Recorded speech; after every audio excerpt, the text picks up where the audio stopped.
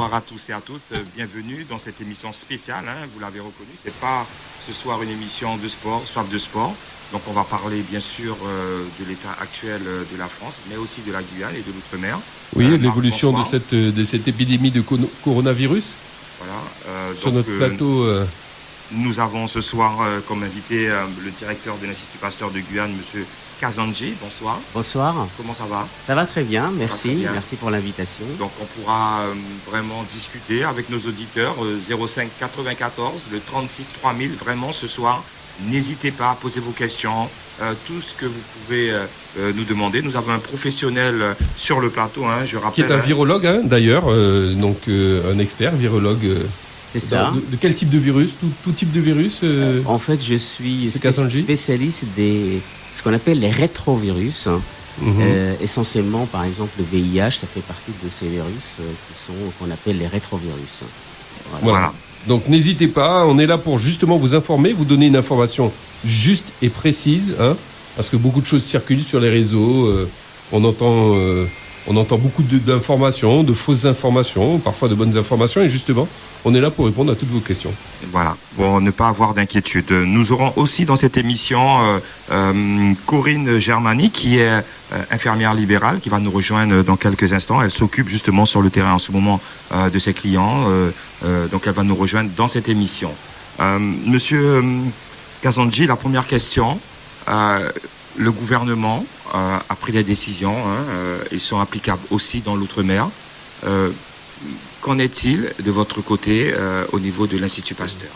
Donc en fait, moi je vais vous répondre au point de vue, bien sûr, virologue, pour dire qu'en fait c'est un virus qui est transmis des contacts de personne à personne. Donc c'est lors qu'on touche quelqu'un, quand on approche de quelqu'un, on peut attraper le virus. Quelqu'un qui est malade, bien sûr, qui est symptomatique. Donc c'est pour ça que ces mesures sont extrêmement importantes pour la Guyane, parce qu'ils vont diminuer les échanges et contacts entre personnes.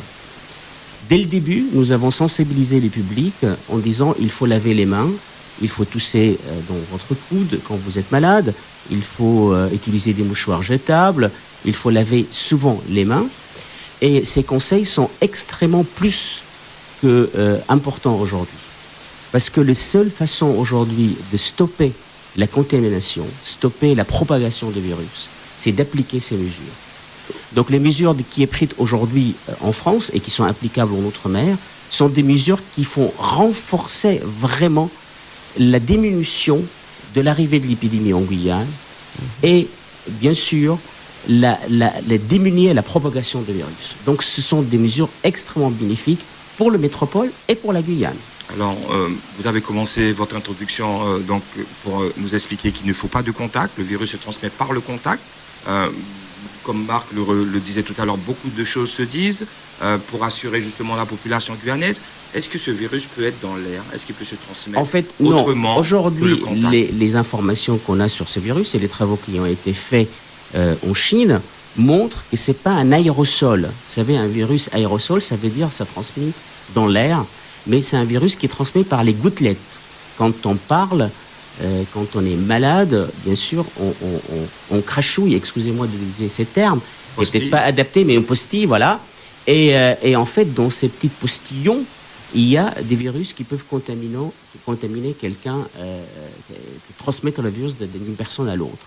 C'est pour ça aussi c'est uniquement au moment où on parle, ou est-ce que ça peut être non, mais quand on se touche, quand on se touche, c'est-à-dire qu'effectivement une personne qui a éternué dans ses mains, après il va serrer la main de quelqu'un d'autre. Ou même on se touche souvent le nez, on se touche quand en parlant. Il y a des milliers de fois par jour, on touche notre visage, notre nez, notre visage. Donc nos mains, sous l'intérêt de laver les mains plusieurs fois, tous les heures à peu près. Je vais te dire, c'est le plus fréquemment possible d'utiliser les gels contaminants, hydroalcooliques, pour pouvoir aussi décontaminer les mains, très souvent. Gardez ça dans votre poche, dans votre sac, dès que vous pouvez. Les mesures des préventions sont extrêmement importantes aujourd'hui pour diminuer l'impact de cette épidémie partout. Je dis, c'est pas uniquement en métropole, en Guyane plus tard, mais c'est les mesures qui sont les plus importantes aujourd'hui à appliquer au quotidien. Si on les applique, effectivement, Oui, et On est relativement deuxième bien mesure protégé. aujourd'hui qu'il faut important de prendre en considération, c'est d'éloigner les contacts. Il faut préserver un contact d'un mètre 50 entre personnes, d'éviter que les enfants visitent les personnes âgées. Vous savez aujourd'hui que les personnes âgées sont les plus vulnérables. Ça, vous le confirmez, ça? Ah oui.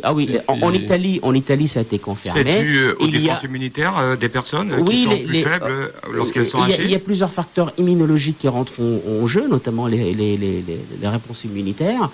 Et donc, il faut surtout préserver les personnes âgées des contacts. On peut très bien garder les contacts par téléphone, par échange, passer les voir, mais garder les distances. Préserver les personnes âgées, c'est très important. Et puis éviter, comme il a bien souligné le président de la République, bien sûr, on était effrayés hier de voir à Paris les gens se balader comme il n'y a rien dans les parcs. Et ça, quelque chose qu'il faut, à partir d'aujourd'hui, le plus rapidement possible, éviter les réunions, et éviter la présence des groupes, de groupages de personnes, les fêtes, comme il a bien souligné le président de la République aujourd'hui, pour vraiment diminuer le maximum la propagation du virus. Donc Jean-Marc, on rappelle que M. Kazandji... Ce sont des mesures de bon sens. Et c'est des mesures je veux dire, des responsabilités de chacun. Et ils sont aussi bien applicables en Guyane. Vous allez me dire, oui, mais aujourd'hui, il n'y a pas beaucoup de cas en Guyane. Certes, mais demain, l'épidémie, elle peut se déplacer très rapidement. On voit ce déplacement de l'épidémie. D'où l'intérêt, c'est dès aujourd'hui, appliquer ces mesures pour vraiment diminuer la propagation du virus en Guyane. Donc on rappelle que M. Kazandji est directeur de l'Institut Pasteur en Guyane. Et donc on a la chance de le recevoir sur RD Guyane pour qu'il puisse nous expliquer tout ça. Et en plus, il est virologue. Alors, on continue dans les institutions, l'État. Ici, en Guyane, nous avons les collectivités, la collectivité territoriale, les communes. Est-ce qu'il y a des entités qui se sont rapprochées de vous en étant directeur bien de l'Institut Pasteur, justement, pour essayer de jumeler les forces pour bien sûr. combattre? Je dois dire aujourd'hui, la coordination de management de crise par la préfecture et par l'ARS est extraordinaire et formidable. Je suis en contact quotidien avec les instances et on échange en permanent nos avis pour bien sûr assurer la sécurité sanitaire des Guyanais et bien sûr Monsieur Kazandji, tous les instituts Pasteur du monde, ils sont connectés, ils sont interconnectés. Vous avez accès aux informations. Merci de me poser ces questions parce que oui, il y a 32 instituts dans le monde. Il y a en Asie, il y a en Afrique, il y a en Amérique. Et dès le début de l'épidémie en Chine, nous avons préparé notre laboratoire ici, nous avons mis la technique de détection en place grâce aux informations, grâce aux techniques qu'on a eues de Hong Kong. On a un laboratoire en Hong Kong qui nous a vite transmis la technique et on était le premier, et jusqu'à aujourd'hui on est le seul, d'appliquer la détection des virus, d'appliquer la technique nécessaire à la détection des virus, et grâce bien sûr à l'effort international, de réseau international des instituts Pasteur. D'accord. Et l'Institut Pasteur, bien sûr, à Paris, c'est un institut qui est pionnier dans ce domaine, et dès le début de l'épidémie, il a joué un rôle extrêmement important dans les diagnostics et diffusion de l'information scientifique sur ce sujet. Et vous confirmez qu'au niveau mondial, les scientifiques jouent le jeu entre eux, ils partagent les informations. Tout à fait. Moi, je vous dis, je suis dans ce domaine depuis 30 ans aujourd'hui, et j'ai jamais vu une coordination aussi forte et aussi rapide, que maintenant. Les journaux scientifiques diffusent l'information d'une façon très libre et gratuite. L'échange scientifique autour de diagnostics est en permanent entre les différentes institutions, pas uniquement l'Institut Pasteur au niveau de l'institution. Il y a vraiment une prise de conscience collective, scientifique, pour lutter efficacement contre le virus. Et j'espère vraiment voir cette prise de conscience collective générale aujourd'hui, qu'on a besoin de cela pour stopper la propagation du virus. C'est la responsabilité de chacun aujourd'hui de faire attention à ces consignes qu'on le diffuse partout. Pour revenir à l'échelle de la Guyane française, 90 000 km² à peu près, on parle d'épidémie, vous en avez... on peut parler d'épidémie aujourd'hui. On parle que la chaleur, pour expliquer à nos Guyanais que la chaleur combat déjà le virus plus facilement. En fait, je vais vous donner un exemple. Je vais vous donner un exemple qui est très simple, que vous allez tout de suite comprendre. L'épidémie qu'on a suivie là sur le bateau de croisière au large de la Martinique, près du Vauclin. Et là, on est en plein Caraïbes. le temps, le climat est chaud. Et malgré ça, il y avait un nombre de personnes contaminées sur le bateau qui est considérable. Donc, est-ce que ça répond totalement? Est-ce que le virus, il transmet pas par la chaleur? Bien sûr que oui, parce que sur le bateau, dans les Caraïbes, il fait chaud. Il fait chaud. Donc, vous voyez, il y a de possibilités. Aujourd'hui, on peut pas du tout négliger ce point-là. On verra. J'espère que dans l'avenir, l'épidémie, elle sera plus atténuée. Mais je crois fortement que les mesures de prévention qu'on a prises aujourd'hui, ils seront beaucoup plus efficaces pour atténuer l'épidémie que la chaleur. Voilà. Pour rentrer dans le vif du sujet de cette épidémie, de ce virus, Covid-19, c'est ça. Qui a été déclaré en Chine. C'est ça. Que peut-on dire vraiment de ce virus? Alors, ce qu'on connaît aujourd'hui, voilà. On voit une photo d'ailleurs pour ceux qui nous suivent sur Facebook. La vous molécule, confirmez que c'est le vrai virus là que l'on voit. C'est ça, tout à fait. C'est un grand bleu, virus. c'est ça. Ça s'appelle Corona parce qu'il y a des cornes comme des styles c'est ce qu'on appelle sur la membrane. Donc lorsqu'on regarde au microscope, il ressemble à ça. Il ressemble à ça en microscope électronique, bien sûr, parce qu'il est minime. Et le virus va utiliser ces clés qui sont sur la surface pour rentrer à l'intérieur de cellules. Donc, alors, ce qu'on sait aujourd'hui, que ce virus, il y a une transmission interespèce de virus. Ça veut dire quoi? Comme je donne un exemple, c'est le virus de la rage. Le virus de la rage transmet du chien à l'homme. Ce qu'on appelle une transmission interespèce ou une transmission zoonotique. Le virus, le coronavirus, ce qu'on sait aujourd'hui, il est proche d'un virus qui se retrouve chez les chauves-souris. Très proche, à 96% d'homologie, à 96% quand on compare les deux génomes, les deux cartes d'identité. On parle des chauves-souris, on parle de voilà. de chauves-souris. Non. On parle de la chauve-souris en elle-même. La chauve-souris. On sait aujourd'hui qu'il y a un virus chez les chauves-souris en Chine qui est très proche de ce virus. D'où l'hypothèse que ce virus est transmis à l'homme, de chauve-souris à l'homme. Par la suite, ce virus s'est adapté à l'homme et il est un virus respiratoire, ça veut dire transmis par gouttelette, ça infecte les poumons et cause des problèmes respiratoires graves et s'est propagé très rapidement en Chine et dans le monde par la suite. Quels sont les symptômes concrètement? Bon, pour l'instant, heureusement, on n'a pas été touché, donc on alors sait pas. Moi, je vous dis, je suis chercheur en virologie, je ne suis pas clinicien. Donc vous allez recevoir, je crois, dans quelques jours, une infirmière, voilà, et un médecin qui peut vous dire plus, l'infectiologue qui vous dira plus sur les. Mais on sait très bien que les signes aujourd'hui, c'est la fièvre, la toux, mal à la tête, courbature. Est-ce qu'on a du rhume aussi comme une grippe? Alors, il semblerait que le nez n'est pas coulant dans cette pathologie, mais des toux secs, donc assez sèches. Hein. Voilà. Donc, c'est une des caractéristiques de la pathologie, mais des syndromes qui sont très proches de la grippe. Est-ce qu'on peut justement, on a vu l'importance de ce virus, comment il peut être transmis. Est-ce que justement, rester confiné, les enfants ne jouent pas entre eux, les consignes sont données par l'État, les gens ne vont pas travailler. Est-ce que justement, en restant séparés, cloisonnés chez soi, on peut vraiment arrêter avec des mots simples? La réponse oui. La réponse certainement oui. C'est les meilleures mesures aujourd'hui pour stopper l'épidémie et diminuer l'impact de cette épidémie. Et pour la Guyane, de retarder l'arrivée et diminuer l'impact de l'épidémie en Guyane, ces mesures-là, doivent être applicables. C'est la seule façon aujourd'hui de diminuer la propagation des virus. Diminuer les contacts, laver les mains, tousser dans le coude, utiliser des mouchoirs jetables, ce sont vraiment des gestes simples. Éviter le rassemblement. Toutes les mesures qui ont été décrites aujourd'hui d'une façon très approfondie. Et je pense que vraiment, je conseille chacun de respecter ces mesures. C'est extrêmement important. Monsieur Kassanji, il y a eu d'autres épidémies par le passé. On a parlé du SRAS, on a parlé de l'Ebola. Pourquoi ces virus-là ne sont pas propagés comme le coronavirus? Alors, je vais vous répondre. Ce qui caractérise ce virus-là, il a une capacité de propagation très importante et un virus respiratoire. Donc, c'est une des raisons. Parce que le SRAS, c'est un coronavirus. Le SRAS, c'est pareil, c'est un coronavirus. Il est très proche de celui-là, mais la capacité de propagation, de contagion de virus est beaucoup plus faible. Donc, on sait aujourd'hui que personne malade il va contaminer environ entre 2 et 3 personnes. Donc là, cette diffusion de virus est très importante par rapport à d'autres virus. Et c'est là où il caractérise chaque virus. Chaque virus a sa capacité de propagation qui est différente.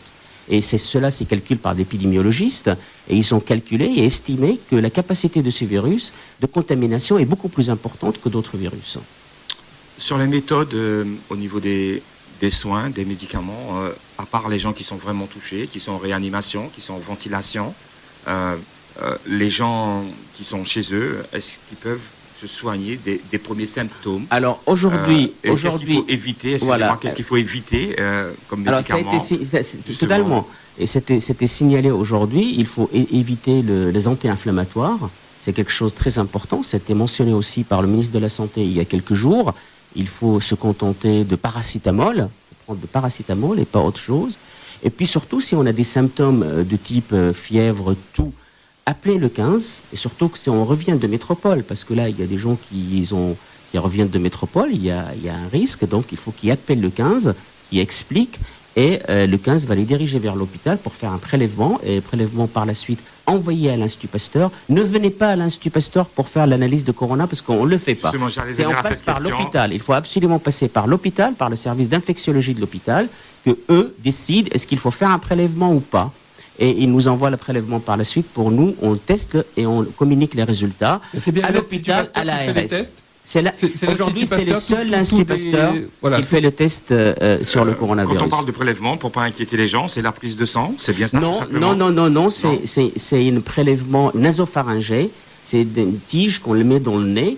On le met au fond de votre nez. Un petit coton-tige qu'on met dans le nez. Comme un coton-tige, on met dans le nez, on tourne un petit peu pour avoir la sécrétion nasopharyngée qu'on cherche par la suite, la présence de virus ou l'absence de virus, bien sûr, dans ces prélèvements. Donc voilà, si vous êtes chez vous et vous avez des signes comme ça, il faut absolument appeler le 15. Vous pouvez aussi consulter votre médecin traitant, qu'il vous dirigera aussi, bien sûr, vers les services concernés, mais évitez d'aller dans les salles d'attente chez des médecins, évitez de le gros groupement et essayez bien sûr de consulter à distance et puis les médecins et le 15 vous dirigeront sur le service concerné pour faire les prélèvements. Concernant le masque, au départ, c'est pour les gens qui étaient atteints de ce corona. On voit des gens aussi qui se promènent avec les masques qui ne sont pas atteints. Est-ce que les gens pensent que le virus peut être partagé par la bouche? Est-ce que c'est efficace pour la protection? Aujourd'hui, à ce stade-là, le masque est vraiment efficace pour les gens malades. Quand on est malade, quand on tousse, et les personnes doivent conserver le masque pour ne pas contaminer leur entourage. Même s'ils restent chez eux, il faut mieux utiliser le masque pour ne pas contaminer leur entourage. Et puis, il faut réserver, bien sûr, les masques aujourd'hui au personnel soignant qui sont, eux, exposés davantage aux malades que pouvoir distribuer comme ça les masques à tout le monde. C'est vraiment important, comme je dis, si vous êtes malade, et puis réserver les masques pour les personnels soignants. Monsieur Kazanji, donc, on rappelle que vous êtes directeur de l'Institut Pasteur. Comment ça se passe? À l'Institut Pasteur, vous avez des tests Vous avez fabriqué ces tests ou ce sont des tests qui viennent de l'extérieur? Est-ce que vous avez suffisamment de tests pour pouvoir tester suffisamment de Guyanais s'il y a des Guyanais malades? Alors aujourd'hui, bien sûr, on n'est pas. C'est un test. D'abord, c'est un test qui nécessite une technologie particulière. D'accord. C'est pas n'importe quel laboratoire aujourd'hui est équipé de faire ce test. Donc c'est un test on appelle dans notre jargon un PCR. Ça veut dire une amplification génique de patrimoine génétique de virus. Donc ils sont fabriqués quelque part. On va copier. Très précisément. Non, c'est une technique qu'on utilise dans la recherche. C'est une technique qui est utilisée pour visualiser les génomes des virus et les étudier. Donc cette technique-là, on l'avait déjà à l'Institut Pasteur pour la détection d'autres virus. La grippe, par exemple, la dengue aussi, on le recherche, on les détecte type de technique, par cette technique-là. Mais pour le coronavirus, on était obligé d'adapter, de trouver des réactifs adaptés pour qu'on puisse mettre ces techniques en place. Et d'où je dis l'intérêt des collaborations que nous avons eues avec Hong Kong et des autres laboratoires, notamment avec l'Institut Pasteur de Paris, où il y a le CNR, le Centre National de Référence en France, pour les infections respiratoires est localisé à l'Institut Pasteur, qui nous a aidé énormément pour obtenir ces tests et pour pouvoir les mettre en place dans notre laboratoire. On parle des tests. Est-ce qu'on peut parler de la fiabilité des tests? Est-ce que ce sont des tests qui sont sûrs Alors aujourd'hui, les tests sont sûrs. Si les prélèvements est bien fait, si les prélèvements aujourd'hui elle est effectuée par des spécialistes, par des médecins qui connaissaient bien la technique, nous on garantit ce qui est dans le tube. Donc vous nous ramenez le tube, on dit dans ce tube il y a des virus ou il n'y a pas de virus. D'accord. Et c'est une fiabilité à 100%. C'est une technique sensible. C'est une technique sensible qu'elle va détecter la présence de virus. D'accord. Et aujourd'hui c'est considéré comme une technique sensible. Oui. On revient sur notre population guyanaise, monsieur Karzandji, on rappelle le directeur de l'Institut Pasteur, et aussi comme métier virologue. Voilà. On voit toujours la circulation sur l'île de Cayenne, autour. Est-ce que la prise de conscience... je tiens vraiment à insister sur ce que je disais tout à l'heure. C'est la responsabilité de chacun. Parce qu'aujourd'hui, l'épidémie, elle n'est pas aussi importante en Guyane qu'en métropole. Mais attention, et on a cette chance-là. Aujourd'hui, les efforts qui devaient être mis en place, c'est pour retarder, voire vraiment diminuer le maximum de l'impact de l'épidémie en Guyane. Et si on n'est pas conscient aujourd'hui de cela, on risque de payer plus cher après. Donc c'est d'où mon message aujourd'hui qui disait, qui est en train de dire, faites attention. Parce que si vous respectez pas les mesures aujourd'hui, on peut plus tard payer plus cher. Donc, il faut faire attention à cela et rester vigilant, respecter les consignes. L'Institut Pasteur, son métier, c'est plus justement la détection de ce type de virus. Ça n'est pas de trouver des vaccins ou de trouver des médicaments pour pouvoir corriger ça? L'Institut Pasteur de Paris est très impliqué dans la mise au point de traitements et de vaccins. Mais aujourd'hui, il ne faut pas imaginer qu'on aura un vaccin dans le mois qui arrive, dans les 2 mois qui arrivent. Voilà, justement, donc, la mise au point d'un vaccin, il y a à peu près plus de 120 équipes dans le monde qui travaillent sur le vaccin aujourd'hui. Le vaccin uniquement. Sur la recherche. Donc la recherche de mise au point d'un vaccin pour limiter. Et donc aujourd'hui, le vaccin, il ne sera pas tout de suite mis en place parce qu'il y a des recherches cliniques, des process vraiment lourds. Combien de temps en moyenne? C'est quoi? C'est 2 mois, c'est 3 mois, c'est 6 mois, c'est 1 an? Parce que là, il y a un effort considérable sur la mise de vaccins et il semblerait que dans certains pays du monde, notamment aux États-Unis, ils ont commencé des phases cliniques. Mais en principe, il faut à peu près 2 ans pour la mise au point d'un vaccin. Donc, d'une façon, je dirais, normale et générale. Voilà. Mais aujourd'hui, c'est une situation exceptionnelle. Oui. Et il est évident que les protocoles de mise en vaccin sont accélérés. Et on espère qu'on arrive à réduire ce temps sur quelques mois, mais ça restera quelques mois, voire un an. Malgré tout quelques mois. D'où l'intérêt justement d'essayer de limiter la propagation. Il ne faut pas dire qu'on va avoir un vaccin et donc moi je fais rien, je me fais vacciner plus tard. Non. Aujourd'hui, il faut appliquer les mesures de confinement, il faut appliquer les mesures de distance avec les personnes, il faut appliquer les mesures de lavage des mains et ces mesures-là font, comme je dis, j'insiste encore sur le retard de l'arrivée de cette épidémie en Guyane. Et j'espère fortement, et je crois qu'elle peut être, si on prend les mesures nécessaires, plus atténuée qu'ailleurs.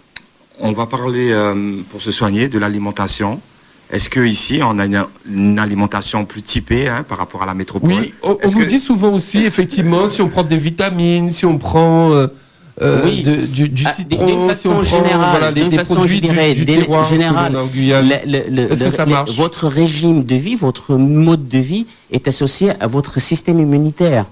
Si vous mangez bien, si vous avez quelqu'un de personne sain vis-à-vis de sa vie, il a un système immunitaire, vous tombez moins malade, et donc vous avez un système immunitaire qui résiste mieux aux infections.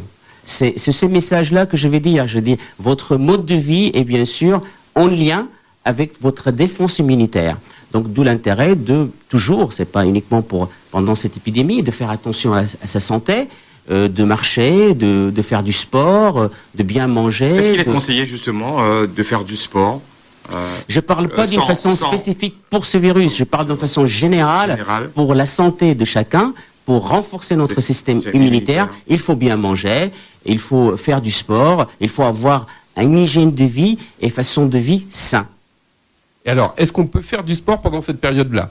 Alors, période de confinement. vous avez attendu ce qu'il a dit le président de la République. On peut sortir, mais éviter quand même de rapprochement pour faire un peu du sport, pour s'aérer, mais éviter quand même le rapprochement de personne à personne. Ça sert à rien d'être en groupe, mais bien sûr, il est important de s'aérer. Oui, parce qu'on rappelle justement que, a priori, le virus ne se balade pas dans l'air. Comme je dis au début, c'est pas un virus, c'est pas un virus aérosol, c'est pas un virus qui transmet comme ça dans l'air. Ça transmet essentiellement par des contacts de personne à personne. Donc, d'où les mesures qui étaient prises aujourd'hui, c'est pour diminuer les contacts au maximum entre les personnes. Et c'est important de rappeler ça. Vraiment, c'est important parce que c'est la responsabilité de chacun et c'est la responsabilité de tous de faire attention à ces mesures. On se retrouve dans une petite minute, une pause publicitaire avec le directeur de l'Institut Pasteur de Guyane, M. Kazandji. On attend dans quelques instants Corinne Germani, aussi infirmière libérale, qui va nous parler aussi des mesures qui sont prises au niveau... oui, pour voir comment elle gère au quotidien, comment elle se protège également, et puis quelles sont les remontées de terrain qu'elle peut avoir, les préoccupations, les attentes de ses clients, de ses malades. Alors, petite pause publicitaire, à tout de suite. Retrouvez dans un instant Jean-Marc Faham et son équipe. Soif de sport.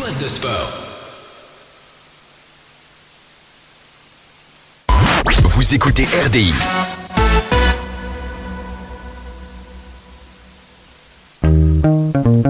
Chez Conforama, en avant les super bons plans. Pendant le mois de mars, faites le cumul des bonnes affaires. Profitez du réfrigérateur Liber, version combi en inox, capacité 304 litres, énergie A++, profondeur 65,5 cm, hauteur 186,1 cm, à 889,90 €, prime EDF incluse. Autre bon plan, la plaque induction phare, puissance 2100 watts, 9 niveaux de puissance, touche minuteur 2 heures, fonction préprogrammée, au prix à peine croyable de 169,90 €. Et ça ne s'arrête pas là. Le micro-ondes grill, capacité 23 litres, diamètre plateau 27 cm, avec commande électrique, 5 niveaux de puissance, 800 watts maxi, est à 79,90 €.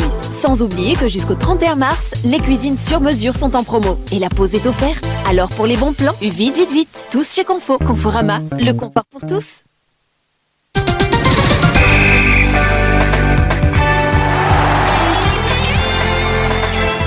Nous sommes de retour sur RDI Guyane. Vous êtes bien dans une émission spéciale sur le virus de ce Corona-19. 105 points à Cayenne et 88.4 à Kourou. La page Facebook en direct, rdi.guyane. Un numéro de téléphone pour les auditeurs, le 05 94 36 3000. Vous pouvez nous appeler, vous pouvez poser des questions au directeur de l'Institut Pasteur de Guyane, M. Kazandji, qui est ici avec nous dans nos studios. Est arrivée Corinne Germani, infirmière libérale. Bonsoir Corinne. Bonsoir. Ça va? Oui, ça va bien, merci.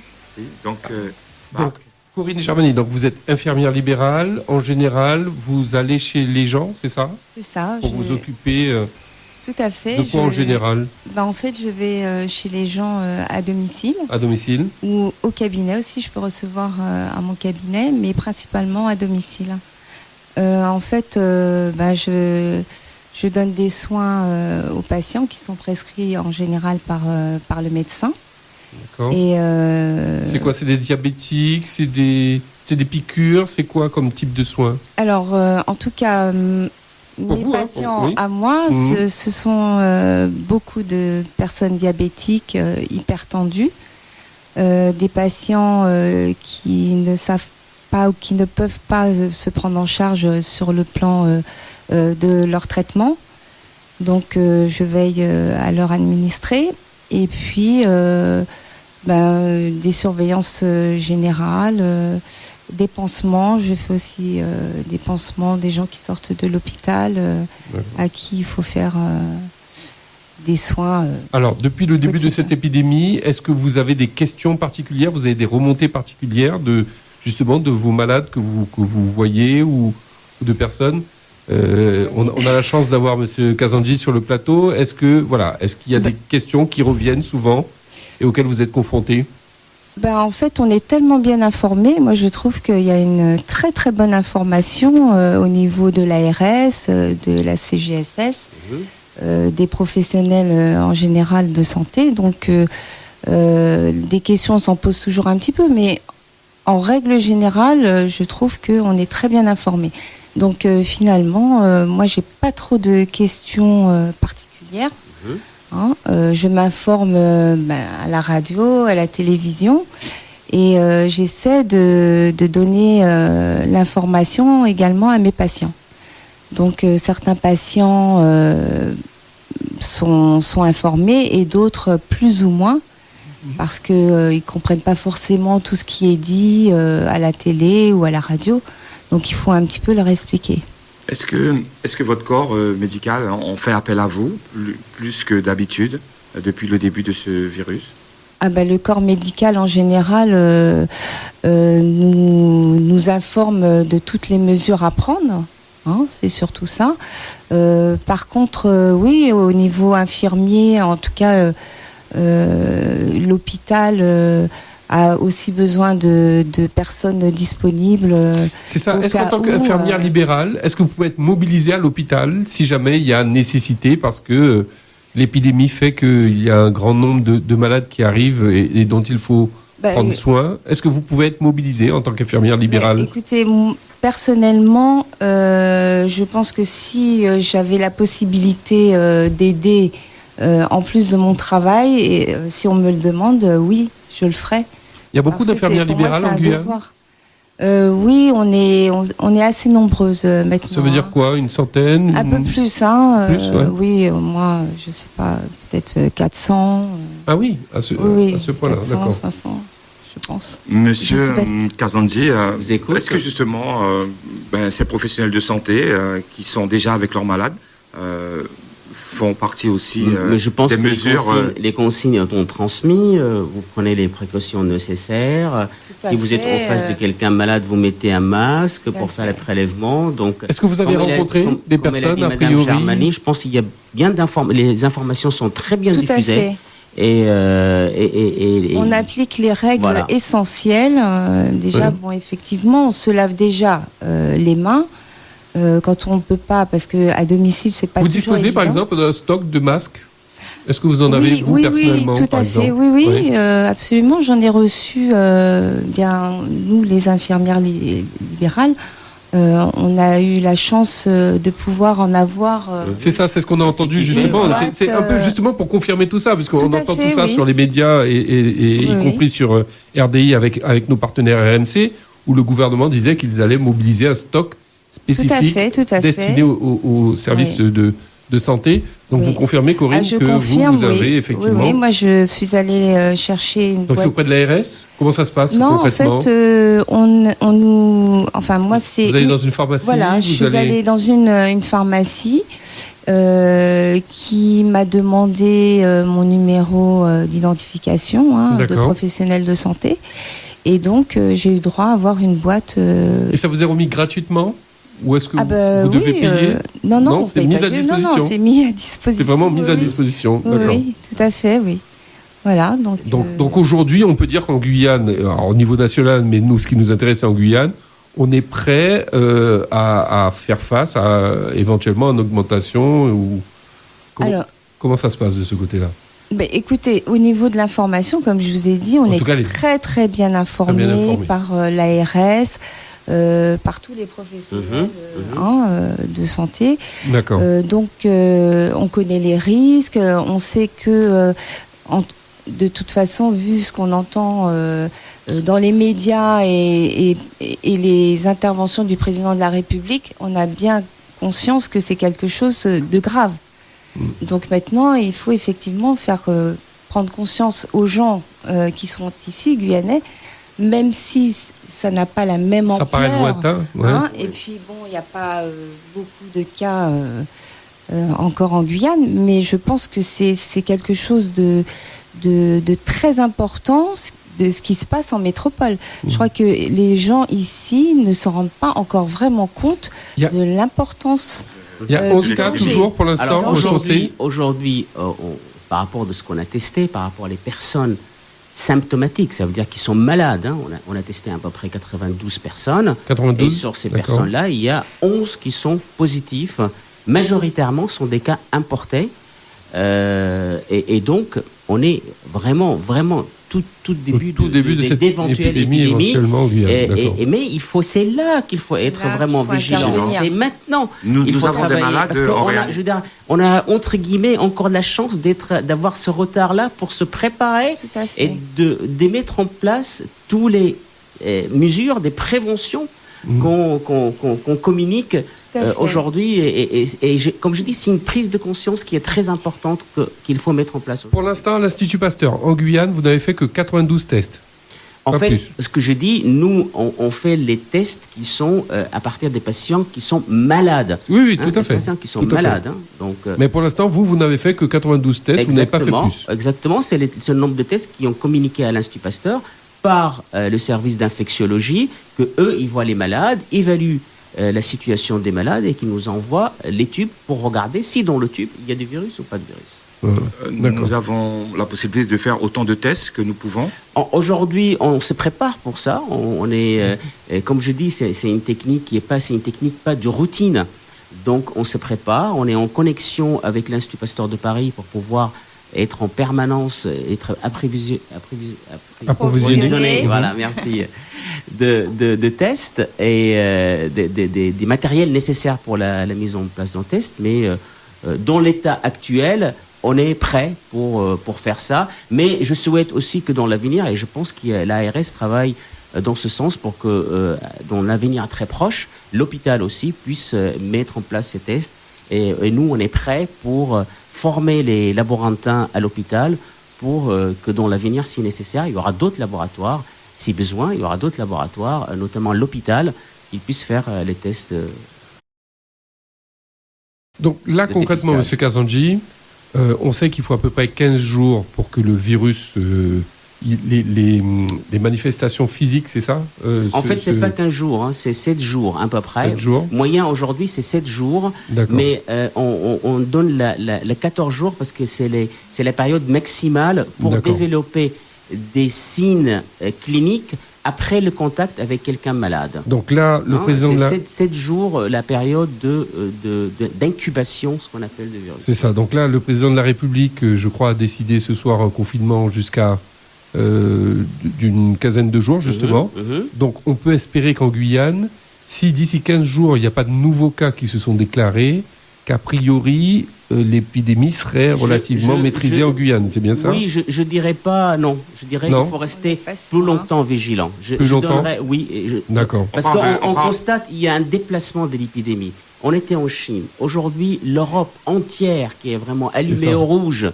Demain, l'Amérique du Sud. Ça commence l'Amérique du Nord. L'Amérique du Sud, il faut rester très vigilant. Vous avez des contacts avec l'Institut Pasteur au Brésil? Bien sûr, on a des contacts. On voit qu'aujourd'hui, différents pays d'Amérique du Sud, ils sont déclarés des cas.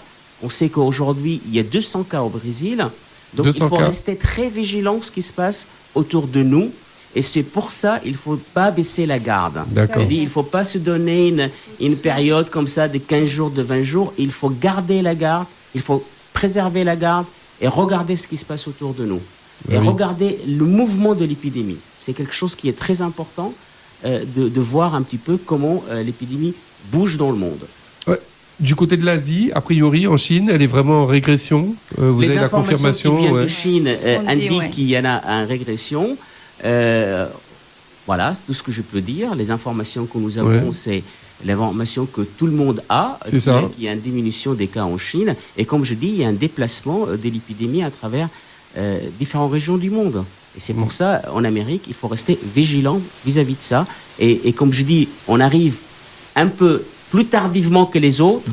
C'est la chance qu'on a aujourd'hui de pouvoir dire qu'on va mettre en place les mesures de prévention nécessaires. L'éloignement, lavage des mains, etc., toutes les mesures qu'on a prises. En fait, c'est là, c'est maintenant qu'il faut qu'on fasse très attention. Au contraire, on ne doit pas baisser la garde. Et justement, il faut informer les gens que ce n'est pas quelque chose d'anodin, que c'est quelque chose de très, très dangereux. Donc, je pense qu'il ne faut pas penser, parce qu'il n'y a pas beaucoup de cas ici en Guyane, que l'épidémie va s'arrêter et que nous, on va passer au travers. Je ne pense pas. Je pense qu'il faut être très, très vigilant. Il y a quand même des gens qui sont partis dans différents endroits, qui n'ont peut-être pas forcément déclaré qu'ils étaient malades. Tout à fait. Ou qui se sont déplacés dans des endroits à risque. On ne sait pas, finalement. Oui, parce qu'il y a aussi les porteurs sains, c'est ça? Tout à fait. C'est-à-dire que finalement... Je dis 80% de temps, les gens, ils sont malades. Ça passe d'une façon bénin, avec des signes cliniques, des fois très faibles.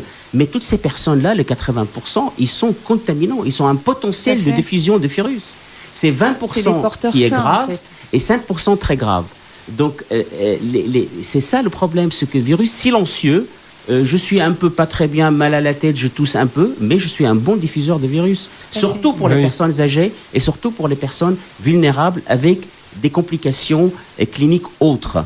C'est là où c'est le danger. C'est nos parents, nos grands-parents, ils sont en danger. Les patients que je traite, en général, ce sont des personnes qui sont quand même âgées, qui ont entre 75 et 90 ans. Et donc, ces personnes-là, c'est là qu'il faut qu'on soit très vigilante avec eux, parce que ils ont forcément des gens qui viennent les voir, la famille, quelquefois des parents qui viennent de l'Hexagone et qui viennent les voir.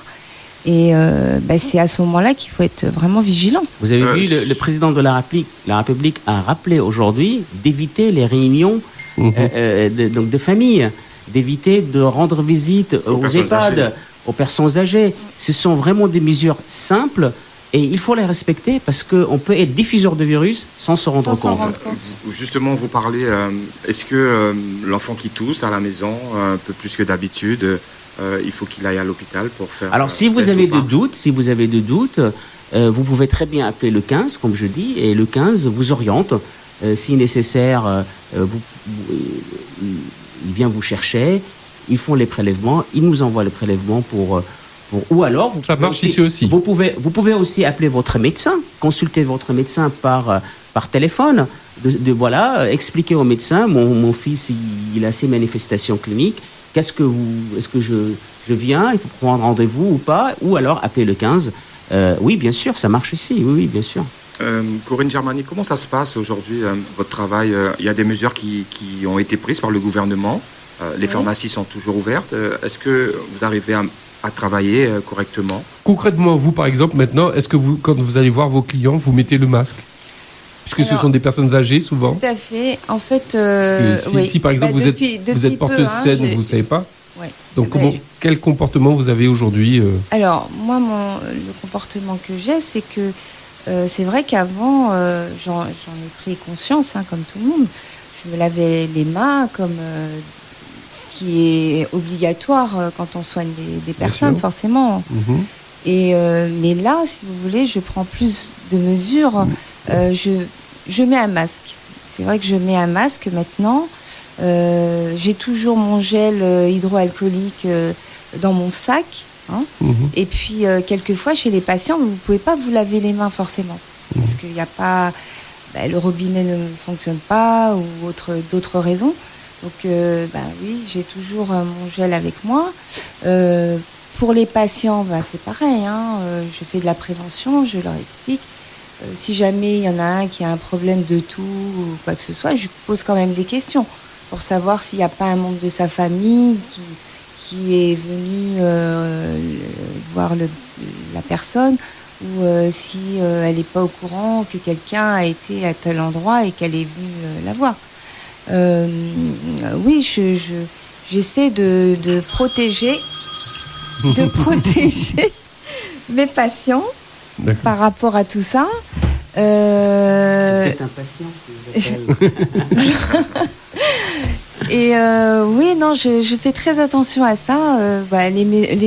Toutes ces mesures dont on a parlé, se laver les mains ou mettre du gel hydroalcoolique, mettre un masque quand c'est nécessaire, ou même proposer aux patients, si jamais ils toussent, d'en mettre un pour se protéger aussi, également. Et puis informer aussi la famille, c'est ça. Parce qu'il faut que la famille prévienne aussi les professionnels pour leur dire oui, effectivement, je reviens de métropole ou j'ai été en croisière.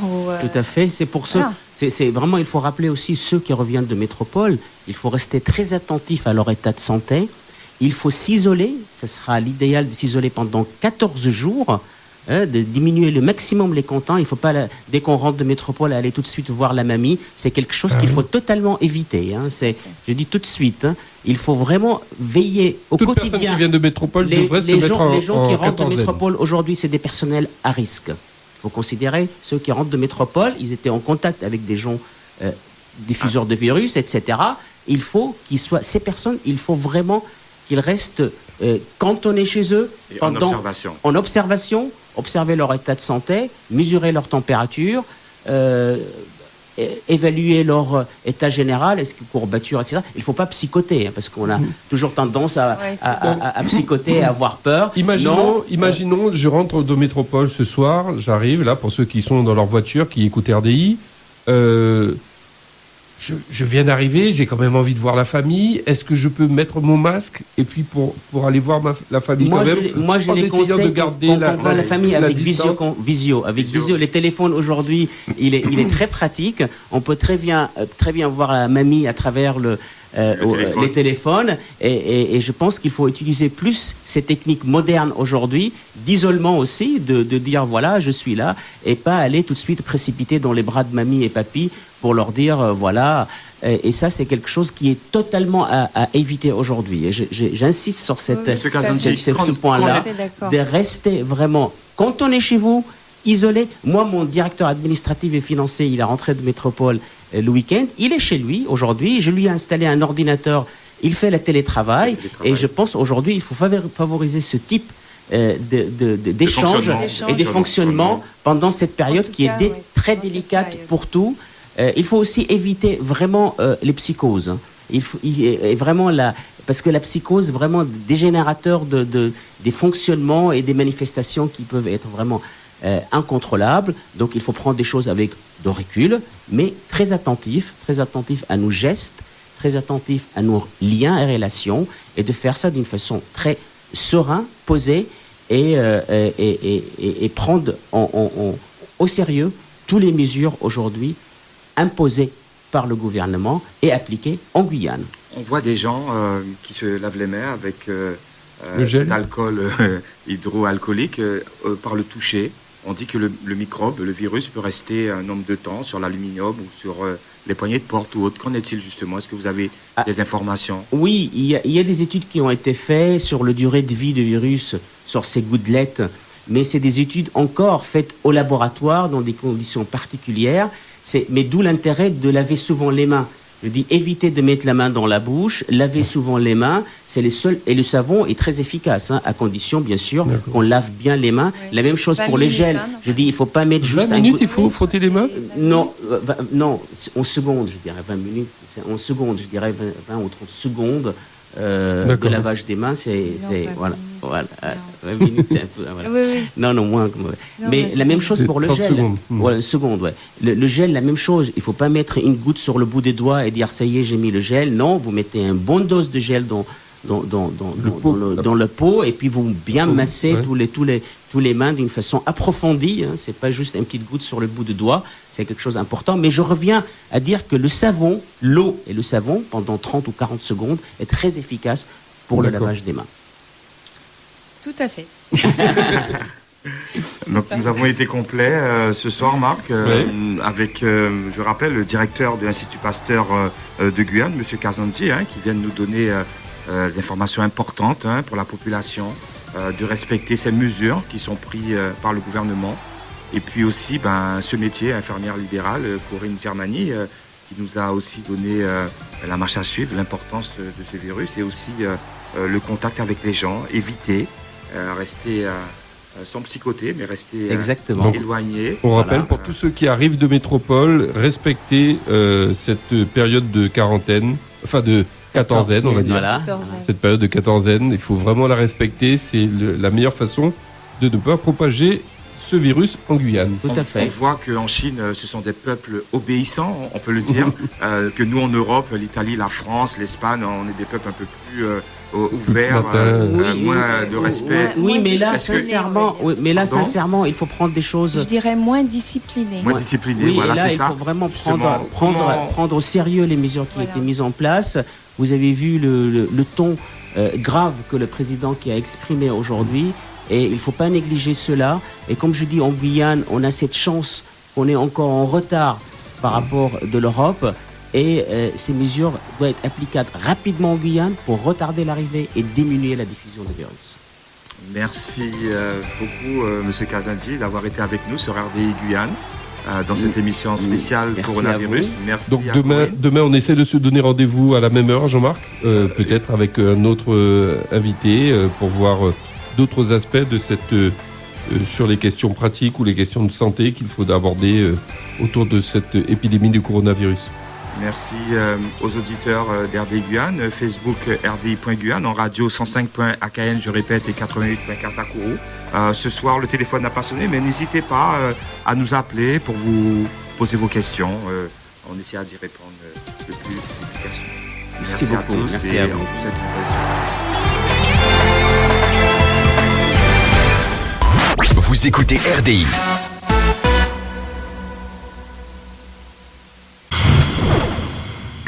RDI en Guyane, c'est de la musique, des infos et du sport. RDI sur 105.1 à Cayenne et 88.4 à Kourou.